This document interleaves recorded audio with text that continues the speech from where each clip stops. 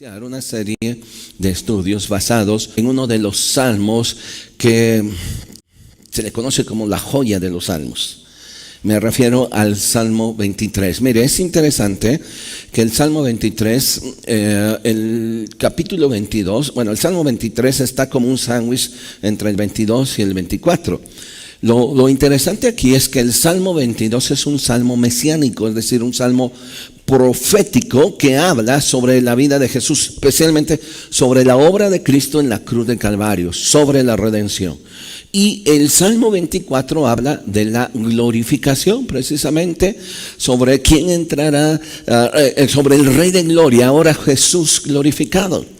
Y entre estos dos salmos está el Salmo 23, como un sándwich, que no lo aprieta ni uno ni otro, sino que se complementa, porque es el salmo que habla del cuidado y de la confianza de nuestro Dios, de nuestro buen pastor, para con cada uno de nosotros. El Salmo 23 es uno de los salmos cortos, entre otros, pero con una gran profundidad. Nosotros tenemos solamente 6 versículos del Salmo 23, pero con una profundidad, con una riqueza que cada vez que usted lo lea, usted va a encontrar una gran fortaleza al leerlo. Hoy, al iniciar esta serie, voy a nada más hablar algunas, una porción de del versículo 1, de esta introducción del Salmo, pero yo quiero hacerle un reto. El reto es que usted pueda aprender todo el Salmo 23. En realidad no es largo, que podamos aprenderlo. Uno de los salmos, también el Salmo 119, dice: en mi corazón he guardado tus dichos para no pecar contra ti. Y este salmo es un salmo que puede traer confort y refrigerio en los tiempos más difíciles de su vida, y puede animarle, levantarle. Guárdelo en su corazón. Le reto a que usted a lo largo de esta serie pueda memorizarlo, aprenderlo, que será una gran bendición. Durante los siguientes domingos en la serie estaremos leyéndolo o escuchando el Salmo en diferentes idiomas. Nada más la aviso, el próximo domingo usted lo va a escuchar, alguien nos los va a estar leyendo en el checo. Y después en alemán, pero hoy lo va a escuchar y va a escuchar el Salmo 23 en hebreo, haciendo la aclaración que obviamente no es el hebreo que ni habló Jesús, ni escribió, ni con el que escribió David. Se ha tratado de reconstruir el texto, especialmente el idioma, pero tiene una profundidad aún cuando nosotros lo oímos en el idioma en el que se fue escrito, salvo, vuelvo a repetir, las diferencias que pudiera haber. Tiene un gran impacto cuando nosotros lo oímos como es originalmente. Quiero que lo escuche, usted lo escuche y lo vea, porque va a ver ahí en su pantalla la traducción, igual va a estar cómo se lee, la transliteración, y luego abajo también estará la traducción en español, y es una traducción basada en los vocablos y en cada una de las palabras, de tal manera que va a encontrar una traducción diferente a la 60 o a la que usted usa, pero es una traducción basada en los vocablos hebreos.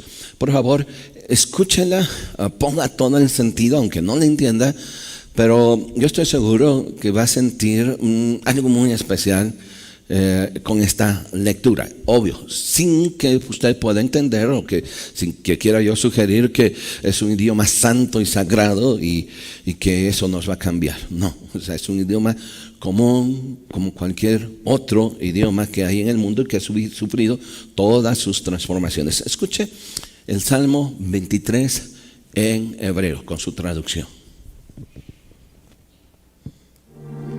Adonai ro'i לא אחסר, בנאות דשא ירביצני, על מי מנוחות ינהלני. נפשי ישובב, ינחני במעגלי צדק, למען שמו. גם כי אלך בגיא צל מוות, לא אירא רע, כי אתה עמדי. שבטך ומשענתך, המה ינחמוני.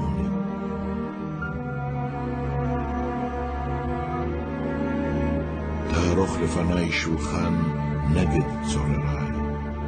דישנת בשמן ראשי, כוסי רוויה. אך טוב וחסד ירדפוני כל ימי חיי, ושבתי בבית אדוני לאורך ימים. Yahweh es mi pastor. Qué nombre tan excelso, tan precioso, que aún, y tan de impacto, que aún los judíos, aún en la antigüedad, no se atrevían a pronunciarlo. Cuando lo llegaban a escribir, al transcribir algún texto, tenían una serie de ritos de purificación para poder escribir aún el nombre de Dios y pronunciarlo. No, de ahí que, por ejemplo, encontramos otros sinónimos que se empezaron a usar como Adonai, el Señor, porque era para el pueblo judío el nombre de Yahweh o de Jehová o de Yahvé era un nombre excelso. Su nombre era majestuoso y tiene que ser eso. Y David está orgulloso de tener a ese Yahvé, Jehová, Yahweh, como su pastor. Este es un salmo personal, no es un salmo de lectura para la gente, sino es un salmo de una intimidad personal. Este salmo nos habla prácticamente en donde hay dos protagonistas, el pastor y la oveja. Y el pastor es el anfitrión y la oveja es el huésped. Así que a lo largo de esta serie de la vida en el redil del Salmo 23, vamos a verlo desde esta perspectiva. Él, como nuestro anfitrión, está para recibirnos, nos ha tendido una gran mesa y vamos a disfrutar de esa presencia de Dios en nuestras vidas. A lo largo de la historia, tanto escritores, teólogos, aún personas no cristianas, haciendo alusión al Salmo 23 como una joya también de la literatura, con muy corto que sea, han escrito y se han volcado las plumas de una manera maravillosa. Y estando leyendo algunos, encontré la vida de lo que escribió un clérigo en los Estados Unidos allá por el siglo XIX, que fue famoso porque también, además de ser un cristiano que escribió varios libros, también fue un cristiano que estuvo en contra de la esclavitud y a favor de la abolición de la esclavitud allá en los Estados Unidos. Escuche cómo él se refiere al Salmo 23. Y dice, ha encantado más pesares que el resto de toda la filosofía del mundo. Ha remitido a su calabozo a más pensamientos criminales, más dudas oscuras, más tristezas ladronas de lo que la arena en la orilla del mar tiene. Ha consolado al hombre, huésped de los pobres, ha dado canto de ánimo al ejército de los decepcionados, ha derramado bálsamos y consolaciones en el corazón de los enfermos, de los cautivos en las cárceles, de las viudas en sus difíciles aflicciones, de los huérfanos en sus soledades. Los soldados agonizantes han muerto con más calma, iluminados. Ha visitado al prisionero y roto sus cadenas. Y como el ángel de Pedro, le conduce hacia la imaginación y le da canto de regreso a su hogar. Ha hecho que el agonizante esclavo cristiano más libre que su amo, y ha consolado a aquellos que muriendo y dejando atrás en duelo, no tanto que cuando se ha ido, ya que fueron dejados atrás y no pudieron ir ellos también. Hay cuando en los Estados Unidos llevan a los convictos o a los sentenciados a muerte vamos a sufrir la pena de muerte, es interesante como los clérigos o los líderes de cualquier denominación cristiana usan el Salmo 23 para traer consuelo, especialmente en ese tiempo tan difícil. Y es lo que aquí mencionaba este hombre. Ha dado consuelo cuando de repente ya no hay esperanza. Este Salmo 23 es precioso. Voy a leerlo una vez más, pero ahora en la versión 60. Jehová es mi pastor, nada me faltará. Otra vez, Jehová es mi pastor, nada me faltará. En lugares de delicados pastos me hará descansar. Junto a aguas de reposo me pastoreará. Confortará mi alma. Me guiará por sendas de justicia por amor de su nombre. Aunque ande en valle de sombra de muerte, no temeré mal alguno, porque tú estarás conmigo. Tu vara y tu cayado me infundirán aliento. Aderezas mesa delante de mí en presencia de mis angustiadores. Unges mi cabeza con aceite, mi copa está rebosando.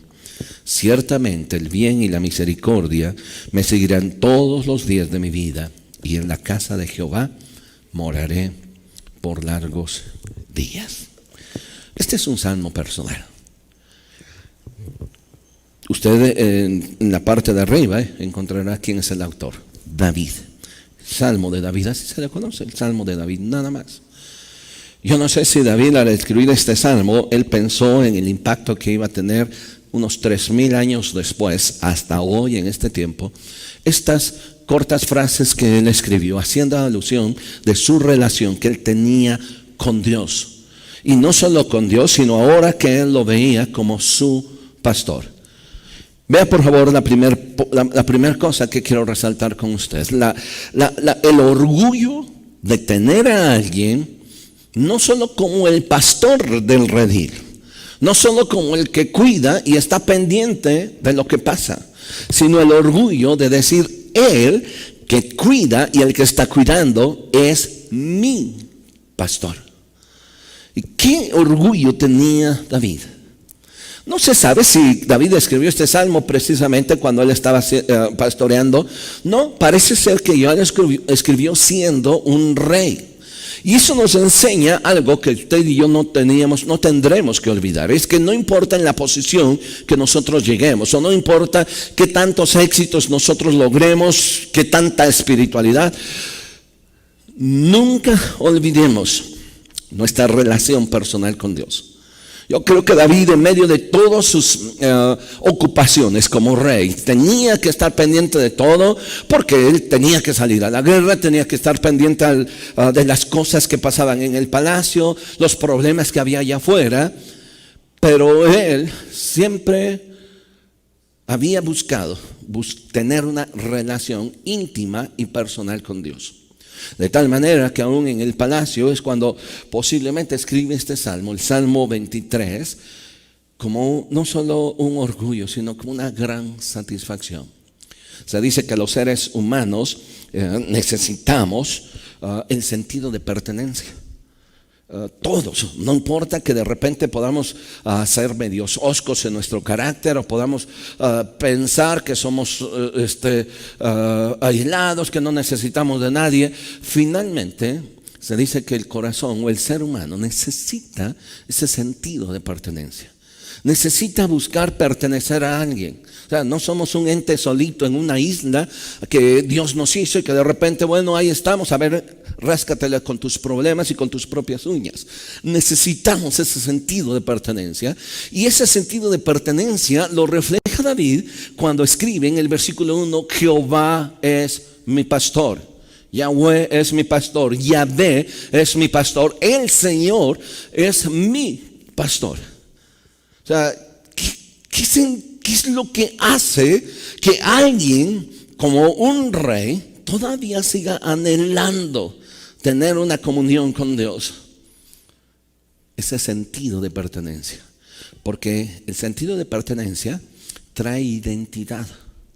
Cuando nosotros nos identificamos, cuando nosotros tenemos una pertenencia, decimos yo le pertenezco a tal, me da una identidad. Y como cristiano, la necesito.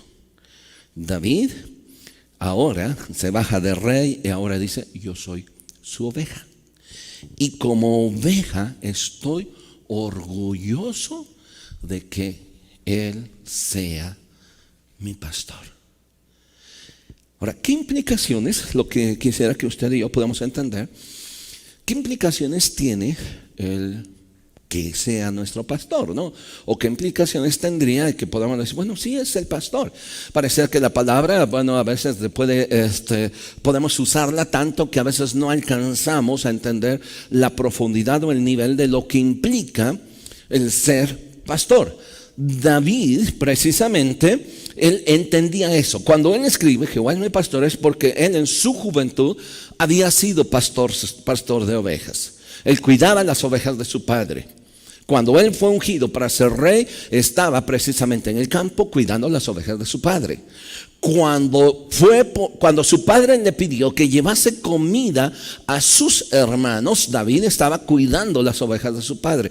Él amaba ser pastor.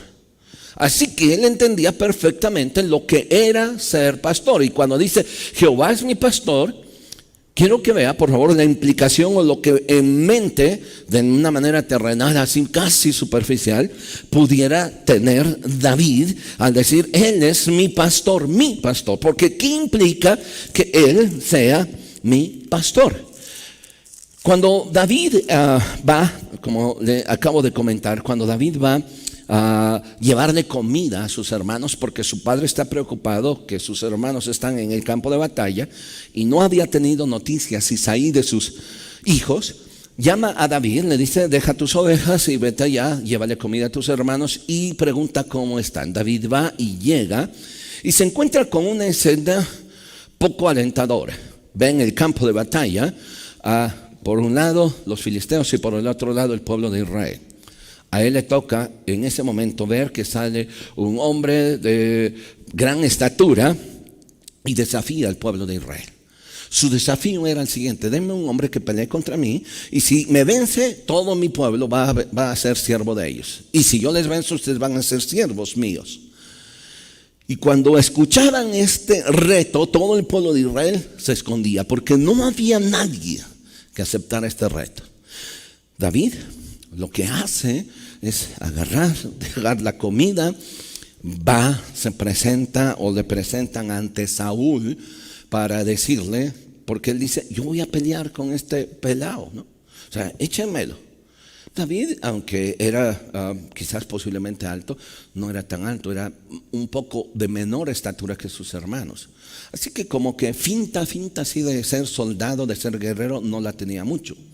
Cuando llega ante el rey Saúl se le queda viendo y lo menosprecia, literal. Porque lo ve un niño, lo ve un chamaco, lo ve un hombre sin experiencia. Y entonces dice, ¿cómo tú no lo vas a poder vencer?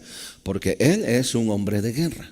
Y quiero que vean lo que responde David, porque nos da una idea de lo que está dispuesto a hacer un pastor. De la manera terrenal, ahora imagínense, si un pastor terrenal está dispuesto a hacer lo que describe Saúl, ¿cuántas cosas no estará dispuesta a hacer nuestro buen pastor? Primero de Samuel, capítulo 17, versículo 33. Cuando David se le presenta a Saúl, dice en el versículo 33, dijo Saúl a David, no podrás tú ir contra aquel filisteo para pelear con él, porque tú eres muchacho y él es un hombre de guerra desde su juventud. Es experimentado y tú no tienes nada de experiencia.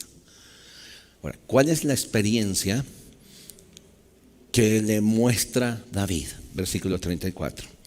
David respondió a Saúl y le dijo, tu siervo era pastor de ovejas.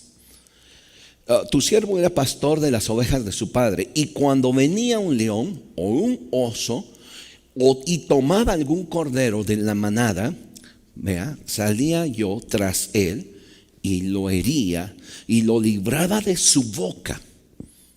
Imagínense, cuerpo a cuerpo, lo libraba de su boca Y si se levantaba contra mí, es decir, si el pleito ahora era conmigo, yo le echaba mano de la quijada y lo hería y yo lo mataba. Fuese león, fuese oso, tu siervo lo mataba. Eso era lo que hacía un pastor, y David lo dice así: yo hacía esto. Así que con eso en mente, de decir hasta dónde un pastor terrenal estaba dispuesto a pelear por su oveja, una oveja, no por todas, aún por una, David decía: si un pastor terrenal, y yo lo viví, estaba dispuesto a arriesgar su vida por una oveja, estaba dispuesto a ir tras el león o tras el oso, perseguirlo, pelear cuerpo a cuerpo, abrir su quijada y sacarle aún lo que restaba de aquella oveja, porque estaba dispuesto a dar su vida por la oveja. Eso es lo que tenía en mente David cuando él decía: eres mi pastor. Quiero imaginar a David teniendo esa escena, peleando, luchando, diciendo: estaba dispuesto, iba a dar por la vida por mis ovejas. ¿Cuánto más Yahvé, cuánto más Jehová, si Él es mi pastor, estará dispuesto a ir tras de mí, a donde yo esté, a donde el enemigo me haya tomado? Y escúcheme un momento. El león o el oso representa a Satanás. Y yo no sé cómo está en este momento su vida, usted que me está escuchando. Y tal vez su vida esté presa por ese león, por ese oso. Tenga por seguro que Él va a ir tras usted, porque le va a rescatar. Y va a pelear porque usted es su oveja. ¿Me está escuchando? No importa, a lo mejor usted puede decir: bueno, pero es que ya se perdió mucho, ya me destruyó mucho, me acabó. Mire, Amós, vaya rápido por favor allá al libro de Amós. Igual estamos allá en el Antiguo Testamento.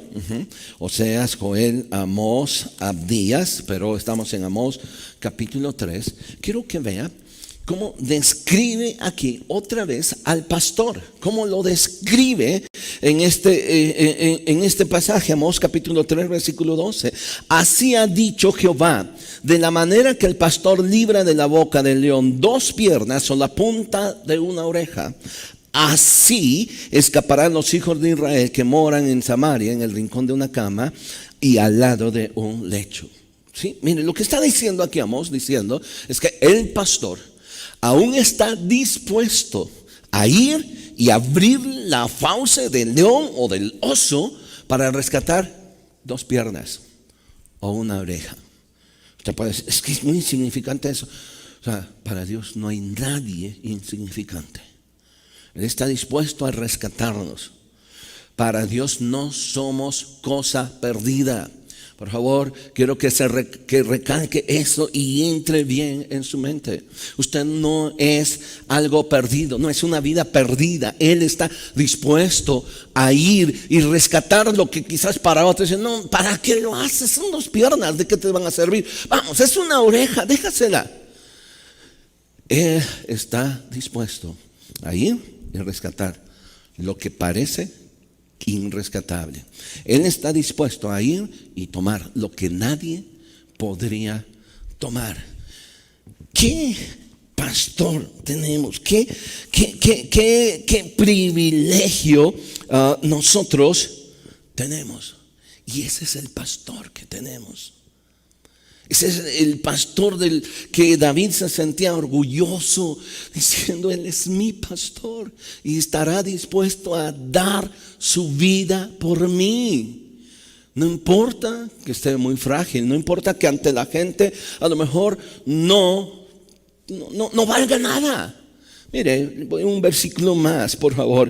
Isaías capítulo 40. Mire, Isaías en el capítulo 40, después de que se nos habla de la grandeza de Dios, de lo poderoso, de lo majestuoso, del nombre de Jehová, de los ejércitos, del que consuela, del incomparable Dios de Israel. Les decía hace rato, cuando él dice Jehová es mi pastor, Yahweh es mi pastor, el nombre era un nombre excelso, sublime. Pero también para los enemigos era un nombre de terror, porque cuando oían el nombre de Jehová, huían. Y entonces en el Salmo 40, después de hablar de la grandeza de ese Dios, mire, como dice en el versículo 11, como pastor apacentará su rebaño, en su brazo llevará los corderos y en su seno los llevará, pastoreará suavemente a las recién paridas. Mientras estoy leyendo este pasaje, yo quisiera tratar de imaginar alguna pintura que me refleje a un pastor de ovejas haciendo esto. Llevando, apacentando a su rebaño y llevando en sus brazos a los corderos. Luego, en su seno, llevando a esas ovejas recién lastimadas, recién paridas o recién nacidas. ¿Qué cuidado tiene ese pastor de mí? Y recalco otra vez. Tal vez esté pasando este tiempo de crisis. Por favor, acérquese a ese pastor, hágalo suyo, porque lo puede tomar o lo va a tomar en sus brazos, lo va a llevar en su seno. No lo encargará con otro, no le dirá, a ver, no, lo va a tomar y cual frágil cordero lo va a llevar en su brazo o en su seno. Las ovejas por naturaleza son frágiles, son temerosas. Pero cuando están junto a su pastor, se sienten seguras. Cuando están junto al pastor que cuida de ellas, que les ama, que está dispuesto a ir y pelear contra un oso, no importa qué tan grande sea, contra un león, y no importa qué tanto se haya perdido, y está dispuesto a ir y cuerpo a cuerpo sacarle lo que tenga, aunque sea una oreja. Eso es usted para Dios. Usted es tan valioso. Y mire qué tan valioso somos que Jesús en Juan capítulo 10, cuando está hablando de Satanás, del que viene a hurtar, matar, destruir, robar, que viene a lastimar, porque esa es la naturaleza de Satanás. Jesús, después de hablar de la naturaleza de Satanás, como que gira la cámara y dice, veme a mí. Y habla de sí mismo. Juan capítulo 10, versículo 11. Yo soy el buen pastor. El buen pastor da su vida por las ovejas. El capítulo 10 es interesante, porque este capítulo habla de la puerta de un redil. Y Jesús dice, yo soy la puerta. El que por mí entrare, entrará y saldrá y hallará pastos. Pero también, después de decir, yo soy la puerta de este redil, entonces está diciendo, yo cuido este redil. Y en este redil no solo hay un pastor, está el buen pastor. ¿Lo escucha bien? Yo soy el buen pastor, no uno de los buenos pastores. David cuando dice Jehová es mi pastor, no está diciendo pues él es uno de los pastores, no, él es mío. Y aquí Jesús dice, yo soy el buen pastor, no un buen, soy el buen pastor. Y el buen pastor dice, su vida da por las ovejas. No tenemos nosotros que preguntarle hoy en esta mañana, de decirle a Dios, a ver, muéstrame que tanto me amas. Si das tu vida por las ovejas y yo soy tu oveja, ¿qué estás dispuesto a hacerme? O hacer, ¿sabe? Él lo hizo hace 2000 años. Él fue a la cruz derramando su sangre como oveja. Fue llevada al matadero, enmudeció y no abrió su boca. Y él fue y en aquella cruz demostró con hechos lo que él dijo: el buen pastor su vida da por las ovejas. Él dio su vida por usted. Él dio su vida por mí. Y Él está dispuesto a hacer. Si Él dio todo eso, ¿cuánto más no lo podrá hacer?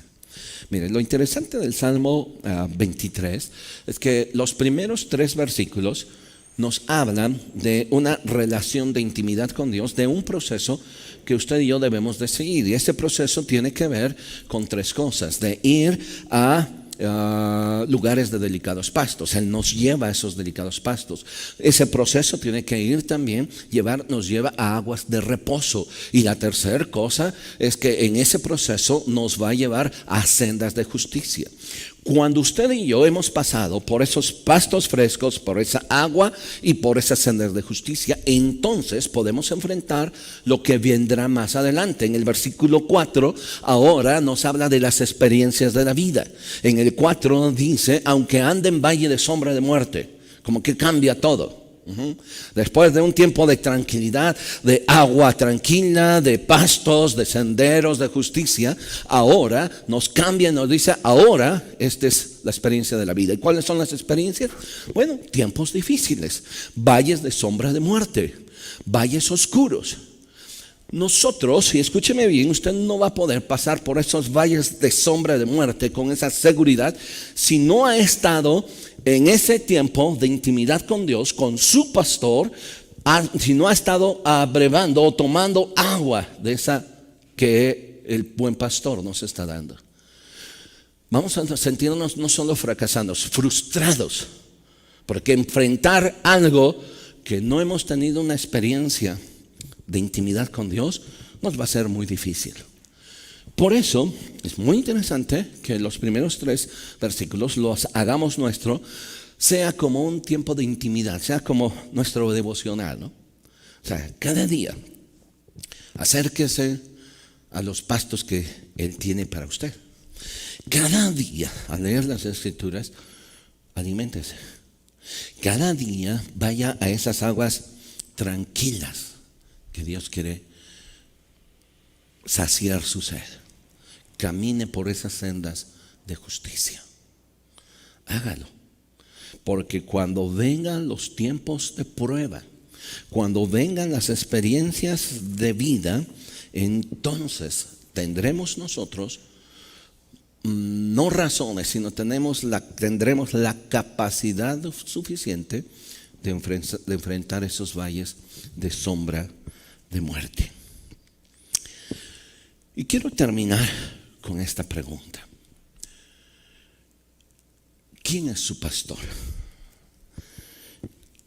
¿Quién le está pastoreando? Usted y yo podemos elegir la vida que nosotros queremos. Usted y yo podemos decir: bueno, hay muchos dioses. No, hay solo un Dios. Yo hoy quiero preguntarle: ¿quién es su pastor? Porque si Jehová es su pastor, usted ya la hizo, está del otro lado. Porque si Jehová es su pastor, usted tiene una promesa. ¿Sabe cuál? Aquí en el en Juan capítulo 10, versículo 27. Mis ovejas oyen mi voz y yo las conozco y me siguen.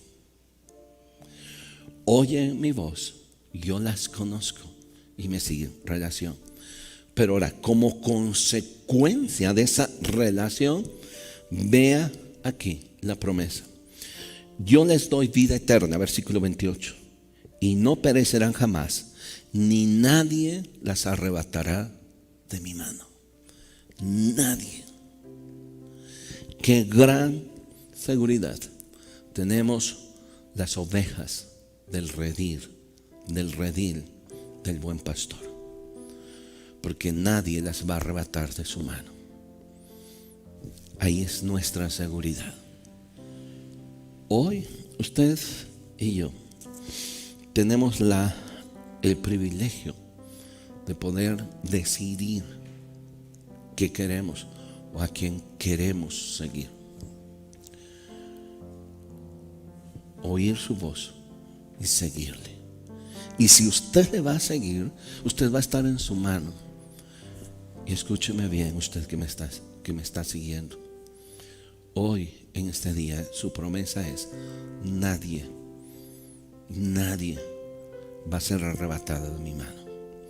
Esa es la seguridad que tenemos. Esa es la seguridad que usted debe de tener ahí en casa en este momento. Y si no tiene la experiencia o no está seguro de decir, de estar seguro de decir: Él es mi pastor. ¿Por qué? Vamos, tiene una religión, sus padres le enseñaron algo, sabe algo de Dios, está bien. Aquí yo quiero invitarle a tener una relación de intimidad con Dios, con ese pastor. Si no la tiene, quiero hacerle una invitación. Quiero guiarle en una breve oración para que usted allá en casita o en donde nos está escuchando pueda hacerle una invitación a este pastor para que entre a su vida. Y que también en esa invitación usted le diga: quiero que tú me permitas entrar a tu redil. Tú eres la puerta, quiero entrar a través de ti. No a través de otros medios, no a través de lo que yo creo que debe ser, sino a través de ti. Y estar en ese redil donde tú tienes cuidado de mi vida. ¿Quiere hacerlo?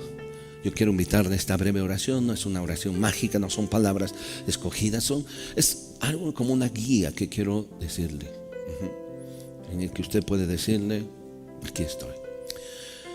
Señor Jesús, quiero hoy en este día entregarte mi vida, entregarte mi corazón. Te recibo como Señor y Salvador, pero también te reconozco como mi pastor. Quiero que a partir de hoy me pastorees, me guíes. Quiero entrar a tu redil, porque solo en ese lugar hay seguridad y hay protección. Así que toma mi vida. Gracias, Jesús. Si usted lo ha hecho y es la primera ocasión, nos gustaría saber y tener noticias de usted. Por favor, si puede escribirnos la red en la que usted está conectada, y nosotros le vamos a contactar. Queremos acercarnos, queremos seguir y compartirle. Si es de otra ciudad, queremos indicarle también cómo poder acercarse y seguir creciendo en el conocimiento de Dios en donde usted se encuentre. Denos esa oportunidad. Escríbanos, háganos saber que estuvo con nosotros y háganos saber que su decisión, para que nosotros también podamos alegrarnos de esa decisión y en donde podamos saber que hay una oveja más en este grandioso redil. Familia, gracias.